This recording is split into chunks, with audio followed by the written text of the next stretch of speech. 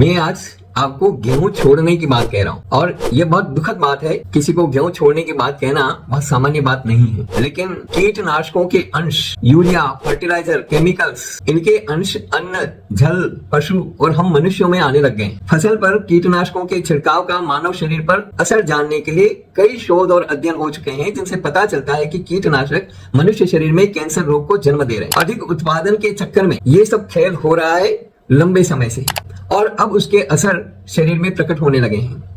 यह मानव शरीर में हार्मोन, प्रोटीन सेल और डीएनए तक पर प्रहार कर रहा है और उन्हें क्षति पहुंचा रहे हैं और उनका रूपांतरण कर रहे हैं। और यह सारा का सारा केमिकल, फर्टिलाइजर, अधिक उत्पादन का खेल पिछले 25, 30, 40 सालों में ही शुरू हुआ है।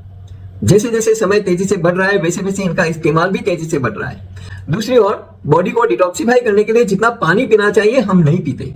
मैंने कितने ही वीडियो में बार बार पानी पीने की और पर्याप्त मात्रा में पानी पीने की अपील की है। कई लोग पानी पीने के चोर होते हैं कि बार बार बाथरूम करने के लिए जाना पड़ेगा, वॉशरूम करने के लिए जाना पड़ेगा। अरे भाई, डिटॉक्सिफिकेशन के लिए ये जरूरी है। यदि आप बाथरूम को रोक करके रखेंगे या पानी कम पिएंगे जिससे बाथरूम कम आएगा तो आप बीमार होंगे। इस चीज को समझने की कोशिश करिए।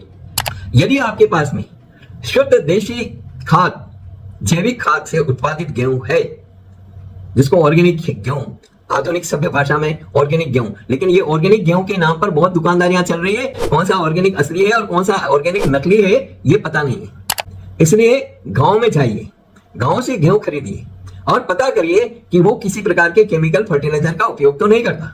मेरे घर में आता है, मैं मंगाता हूं गांव से, ट्राइबल एरिया से मंगाता हूं। मेरे कई ट्राइब साथी हैं जो बिल्कुल भी केमिकल, फर्टिलाइजर का इस्तेमाल नहीं करते। इसी तरह से आप भी ढूंढिए जिस तरह से मैंने ढूंढा।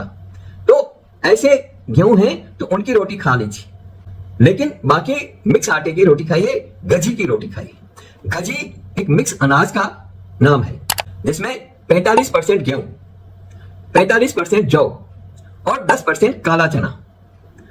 यदि आपको और पौष्टिकता चाहिए उसमें तो थोड़ा सा उसमें सिंगाड़े का आटा, लेकिन सिंगाड़े का भी आटा रेडीमेड मत लाइए।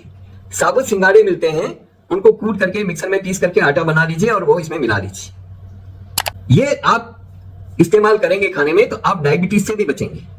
आप प्योर जौ की रोटी खा सकते हैं, आप ज्वार की रोटी खा लें, मक्की की रोटी खा लें, बाजरे की रोटी खा लें, लेकिन प्योर गेहूं की रोटी मत खाइए, क्योंकि गेहूं में सबसे ज्यादा केमिकल, फर्टिलाइजर का इस्तेमाल हो रहा है। तो इस तरह से ये मिक्स आटे की रोटी, गजी की रोटी खाइए, ये आपको पौष्टिकता देगी।